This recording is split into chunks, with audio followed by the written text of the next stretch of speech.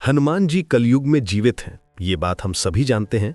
लेकिन फिर सवाल ये उठता है कि जब हम सबसे मुश्किल दौर से गुजर रहे होते हैं तो वे दिखाई क्यों नहीं देते। जब हमारी जिंदगी में अंधेरा छा जाता है, जब चारों तरफ से परेशानियां घेर लेती हैं, तो हनुमान जी कहाँ होते हैं? क्या वे सच में हमारी सुनते हैं? ये सवाल हर इंसान के मन में कभी न कभी तो आता है, खासकर जब जिंदगी इतनी कड़ी परीक्षा लेती है कि लगता है जैसे सारे रास्ते बंद हो गए हों। लेकिन सच ये है कि हनुमान जी की उपस्थिति कलयुग में और भी गहरी हो गई है। वे अब सिर्फ बाहर से नहीं बल्कि हमारे अंदर से काम करते हैं। आज मैं आपको एक ऐसी कहानी सुनाता हूं जो इसी सवाल का जवाब देती है।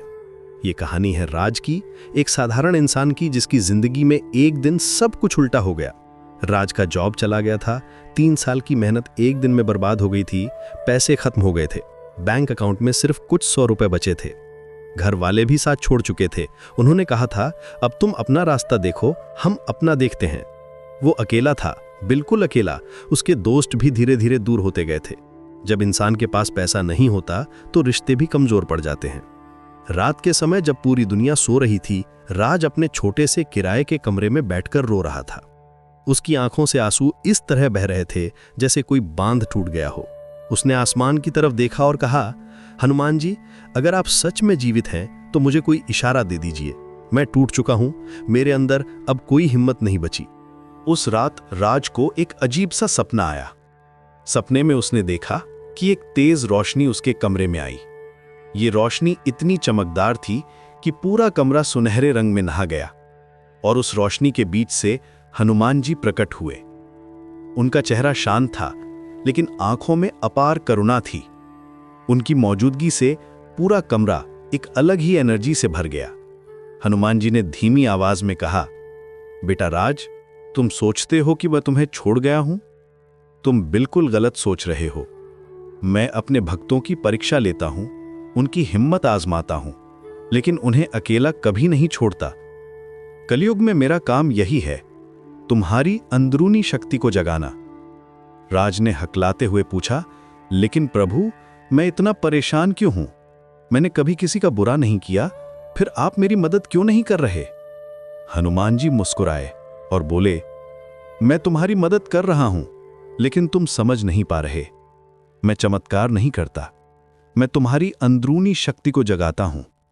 तुम्हारे अंदर वो ताकत है जो पहाड़ों को हिला सकती है। बस तुम्हें उसे पहचानना है, उसे जगाना है। सुबह जब राज की आंख खुली तो उसके अंदर कुछ बदलाव था। जो निराशा कल तक उसे घेरे हुए थी वो कम लग रही थी। वो उठा, नहा धो के तैयार हुआ और बाहर निकला। पहली बार कई दिनों बाद उसने अपने चेहरे पर कॉन्फिडेंस महसूस किया। उस दिन उसे एक छोटा सा काम मिल गया, किसी की दुकान पर अकाउंटिंग का काम। पैसे कम थे लेकिन शुरुआत हो गई थी। अगले दिन एक और छोटा काम मिला। धीरे धीरे उसकी जिंदगी पटरी पे आने लगी। कुछ महीने बाद जब राज की हालत बेहतर हो चुकी थी, उसे फिर से हनुमान जी का सपना आया। इस बार हनुमान जी ने कहा, देखा बेटा, मैंने तुम्हें अकेला नहीं छोड़ा था, मैं हमेशा तुम्हारे साथ था। बस तुम्हें मेरी उपस्थिति को महसूस करना सीखना था। कलयुग में यही मेरा तरीका है। राज ने विनम्रता से पूछा, प्रभु, आगे भी अगर कोई मुश्किल आए तो? अगर फिर से डर लगे तो? हनुमान जी ने प्यार से कहा, जब भी डर लगे, जब भी लगे कि तुम अकेले हो, तो ये मंत्र जपना, ओम नमो भगवते हनुमते महाबल पराक्रमाय सर्व कष्ट निवारणाय नमः। और हमेशा याद रखना, मैं तुम्हारे अंदर हूं। मेरी उपस्थिति को महसूस करो और काम करते रहो, हार मत मानना। राज की कहानी यहीं खत्म नहीं होती। आज वो एक सफल इंसान है। उसका अपना छोटा बिजनेस है, लेकिन उसे पता है कि यह सफलता उसकी अपनी मेहनत और हनुमान जी के आशीर्वाद का नतीजा है। वो हर मुश्किल में उस मंत्र का जाप करता है और अपने अंदर हनुमान जी की शक्ति को महसूस करता है। दोस्तों, हनुमान जी कलयुग में भी उतने ही जिंदा हैं जितने त्रेता युग में थे। बस फर्क ये है कि अब वे हमारे अंदर काम करते हैं। वे हमारी हिम्मत बनकर आते हैं, हमारी ताकत बनकर आते हैं। जब आप सबसे ज्यादा टूटे हुए होते हैं, तब वे आपके अंदर एक नई एनर्जी भरते हैं। कलयुग की खासियत यह है कि यहाँ मेंटल और इमोशनल चैलेंजेस ज्यादा हैं। डिप्रेशन, एंजाइटी, फियर, ये सब आज के ज़माने के डेमन्स हैं और हनुमान जी इन्हीं डेमन से हमारी रक्षा करते हैं। वे हमारे मन में करेज भरते हैं, हमारे दिल में विश्वास जगाते हैं।